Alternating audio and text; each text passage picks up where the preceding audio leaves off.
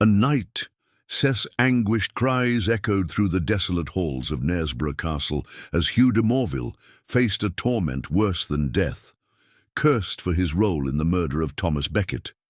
In 1170, his blade struck down the Archbishop of Canterbury, igniting a divine wrath that haunted him for years. Stripped of honor, exiled to a crumbling keep, his body withered under a curse's relentless grip. How did a noble warrior's glory turn to a nightmare of guilt and decay? Step into the shadow-soaked corridors of 12th century England with tales of torment, where we unveil a truth darker than any battlefield tale. The curse looms, its weight ready to crush a fallen knight's soul. Dare to confront the abyss. In the spring of 1140, a child was born into the rugged landscapes of Cumberland, a land of rolling hills and ancient stone. Hugh de Morville, scion of a Norman lineage tracing back to the conquest, grew amidst the clatter of swords and the chants of Latin masses. His early years shaped by a father who served as sheriff of Westmoreland.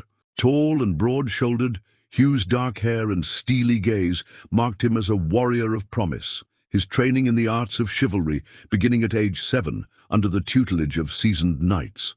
By his 20s, he was a lord of repute, his estates stretching across northern England, his banner a symbol of loyalty to King Henry II. In 1162, Hugh was appointed Constable of Knaresborough Castle, a fortress of grey stone perched above the River Nid, its towers a sentinel of royal power. His marriage to Beatrice de Beauchamp brought alliances with powerful families, his court a hub of feasting and falconry, his name whispered with respect. The 12th century simmered with tension, the church and crown locked in a struggle for dominion, and Hugh's fate intertwined with Thomas Becket, Archbishop of Canterbury, a man whose piety clashed with Henry's will. Becket, appointed in 1162, defied the king's efforts to curb ecclesiastical power, his defiance a thorn in Henry's side. By 1164, their rift deepened, Becket fleeing to France, returning in 1170 under a fragile peace. Hugh, a loyal servant, stood among the king's inner circle, his sword pledged to enforce royal edicts. On December 29, 1170, at Canterbury Cathedral, tragedy struck. Henry's rash words, "Will no one rid me of this turbulent priest?" ignited a fire in 4 knights, Hugh de Morville among them. Driven by duty or ambition, Hugh led the charge, his blade flashing as he and his comrades, Reginald Fitzurse, William de Tracy, and Richard le Breton, burst into the cathedral. Becket, vested for vespers, faced them with calm resolve, his voice steady as he declared, "I am ready to die for God." Hugh struck first, his sword cleaving Becket's skull, blood spattering the altar, the archbishop's body crumpling as the knights hacked in a frenzy. The cathedral fell silent, the air thick with incense and iron, the act a sacrilege that stunned Christendom. Hugh fled, his hands stained, his honor shattered, the church's curse already whispering in the shadows. A chronicler wrote, "The knight's blade brought doom, his glory drowned in holy blood." By January 1171, Hugh de Morville fled the echoes of Canterbury, his once proud banner now a shroud of shame. Exiled to Knaresborough Castle, his ancestral keep became a prison of stone and guilt, its grey walls closing in as the church's curse descended. The murder of Thomas Becket, a saint in the making, ignited a firestorm of divine wrath. Pope Alexander III excommunicating the knights, their names struck from Christian rolls. Hugh's estates were forfeit, his wealth seized by a king who distanced himself from the deed, leaving Hugh to rot in isolation. The castle's damp chambers, once filled with the laughter of feasts, now echoed with his solitary prayers, his voice a rasp against the wind that howled through its turrets. Locals shunned him, their whispers calling him cursed, their children warned to avoid the night's shadow.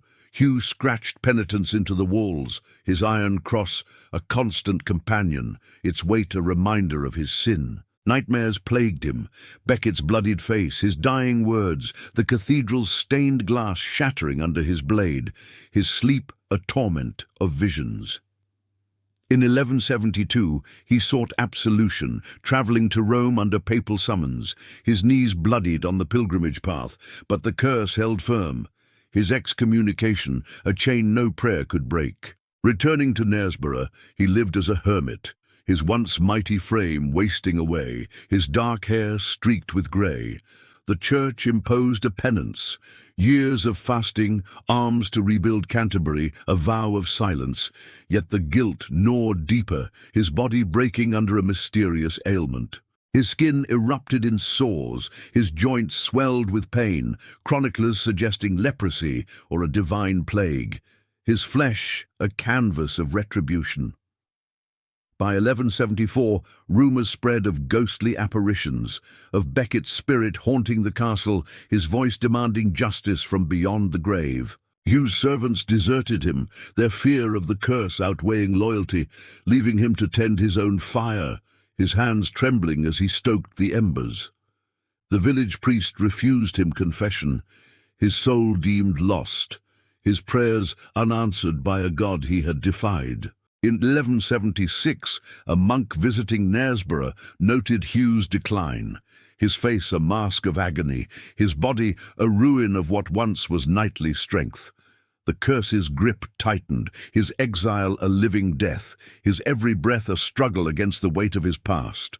A chronicler penned, "The knight's castle became his tomb, the curse a shadow that devoured his soul." In the bleak winter of 1177, Hugh de Morville's end drew near, his body a testament to the curse's relentless toll. Knaresborough Castle, once a fortress of power, stood as a crumbling shell, its walls stained by moss and his despair. At 37, Hugh was a shadow of the warrior who struck down Becket, his once broad shoulders hunched, his dark hair now white, his skin a map of sores that oozed with a foul stench. The ailment, whispered to be leprosy or a divine affliction, ravaged him. His fingers twisted, his legs unable to bear his weight, his voice reduced to a croak. He crawled from his chamber to the chapel, its altar a mockery of the one he defiled, his prayers a plea for mercy that echoed unanswered. The castle's silence was broken only by the wind and the skittering of rats, his solitude a punishment as cruel as any blade. On a frigid night in February, Hugh's agony peaked, his body racked with seizures, his sores bursting with pus, his screams a haunting dirge that carried to the village below. A local healer, braving the curse, found him sprawled on the chapel floor, his rosary clutched in a skeletal hand, his face contorted in a final grimace. The healer recorded his last words, "Forgive me, Thomas," a whisper lost to the wind, his breath fading as the curse claimed its due. His body was left unburied for days, the villagers fearing to touch it, until a monk from York, risking excommunication, wrapped him in a shroud and buried him in unconsecrated ground beyond the castle walls. No stone marked his grave, no prayers were said, his remains a cautionary tale swallowed by the earth. The castle fell into ruin, its halls echoing with ghostly moans. Locals claiming Becket's spirit lingered, his vengeance a presence that chilled the air. A chronicler wrote, "Hugh's end was a torment of flesh and soul, the curse's final stroke upon a knight's broken faith." In the years that followed, Knaresborough became a place of dread, its name tied to a knight's sin, his death a legend of divine retribution etched in the stones of history. Hugh de Morville's torturous end left a scar on England's medieval soul, his name a whisper of dread that outlasted his unmarked grave. The church seized his lands, their wealth funding Canterbury's restoration, yet his crime birthed a legend.